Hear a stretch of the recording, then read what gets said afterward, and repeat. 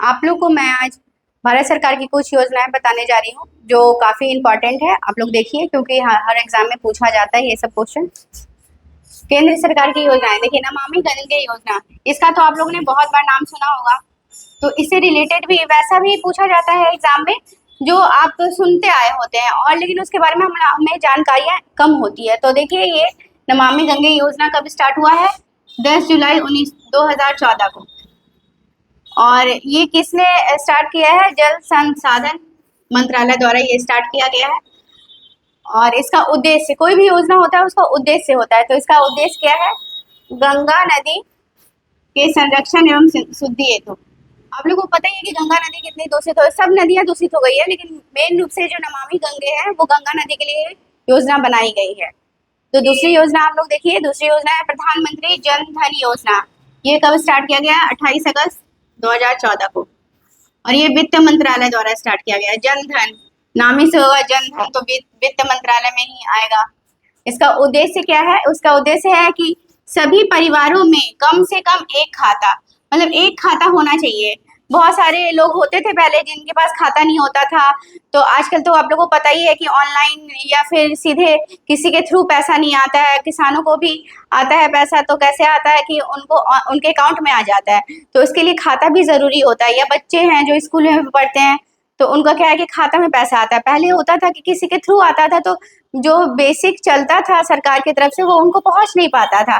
तो अब क्या किया है सरकार ने कि पहले सबका एक खाता हो, जैसे वृद्धा पेंशन है, कुछ भी है, तो सीधे डायरेक्ट खाता में आएगा, किसी का उसमें इन्वॉल्वमेंट नहीं रहेगा। तो इसके लिए क्या होना चाहिए? खाता जरूर होना चाहिए। तो इसके लिए ये जब प्रधानमंत्री जन धन योजना का शुरुआत किया गया था, तो इसमें क्या है कि अभी तक कम से कम देखिए 26 फरवरी 2020 तक का डाटा है, जिसमें कि 3.18 करोड़ 38.18 करोड़ खाते खुल चुके हैं इसमें अभी तक। और कि दो इसमें इंश्योरेंस कवर भी है कि 2 लाख रुपए का ये दुर्घटना बीमा, अगर आपका दुर्घटना होता है तो आपको 2 लाख रुपया मिलेगा, और 30,000 रुपए का बीमा मिलेगा, जीवन बीमा। तो आप लोग देख लीजिए इसमें कि ये प्रधानमंत्री जन धन योजना ये कब स्टार्ट हुआ? 28 अगस्त 2014 को। और दूसरी योजना एक देखिए, मेक इन इंडिया, ये कब स्टार्ट हुआ? 24 सितंबर 2014 को। यानी कि ये भी देख लीजिए कि जो भी योजना है अभी तक सब 2014 की ही योजना है। इसका उद्देश्य क्या है? Make in India. जैसे कि नाम से ही स्पष्ट है, कोई भी योजना होता है तो जनरली नाम से स्पष्ट हो जाता है। तो अगर आप लोगों को क्वेश्चन कभी नहीं भी आता है तो नाम से आप लोग अगर नेगेटिव मार्किंग नहीं है तो गेस कर सकते हैं। तो मेक इन इंडिया तो क्या है कि देश में, इसका उद्देश्य क्या है? देश में मैन्युफैक्चरिंग को बढ़ावा देना। जो भी कुछ प्रोडक्ट मैन्युफैक्चर होता है, सामान, उसको बढ़ावा देना है। मेक इन इंडिया का ये उद्देश्य है। और जो मैंने अभी लिखा है इसमें सबसे लास्ट है, जो आप लोगों ने बहुत बार सुना होगा, बेटी बचाओ बेटी पढ़ाओ योजना। खासकर भारत सरकार या फिर राज्य सरकार भी बेटियों पे या लड़कियों पे काफ़ी जो पहले दुर्व्यवहार होता था उसको मिनिमाइज करने का कोशिश किया गया है सरकार के द्वारा भी। तो इसके लिए देखिए इसमें क्या है, बेटी बचाओ बेटी पढ़ाओ योजना ये कब स्टार्ट हुआ था? 22 जनवरी 2015 को। ये कौन सा मंत्रालय द्वारा स्टार्ट हुआ था? महिला और बाल विकास मंत्रालय द्वारा स्टार्ट हुआ था ये। और इसका उद्देश्य क्या है?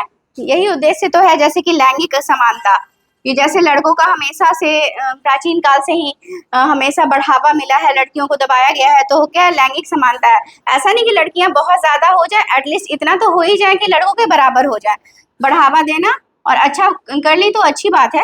और लिंगानुपात, लिंगानुपात को भी बढ़ावा देना। आप लोगों को पता होगा बहुत सारे राज्यों में लड़कियों का लिंगानुपात बहुत कम है, तो वो अगर एक इक्वल हो जाएगा तो ये भविष्य के लिए अच्छा हो जाएगा। तो आप लोग ये सारे जो योजनाएं हैं इसको आप लोग देख लीजिए, क्योंकि ये सब इम्पोर्टेंट है जो हम लोग बार बार सुनते हैं, लेकिन उसके बारे में हम लोग को जानकारी कम होती है, तो क्वेश्चन जब आता है तो कंफ्यूजन हो जाता है। तो ये बस 4 ही योजना है, आप इसको देखिए, फिर अगले क्लास में और पढ़ाऊंगी मैं।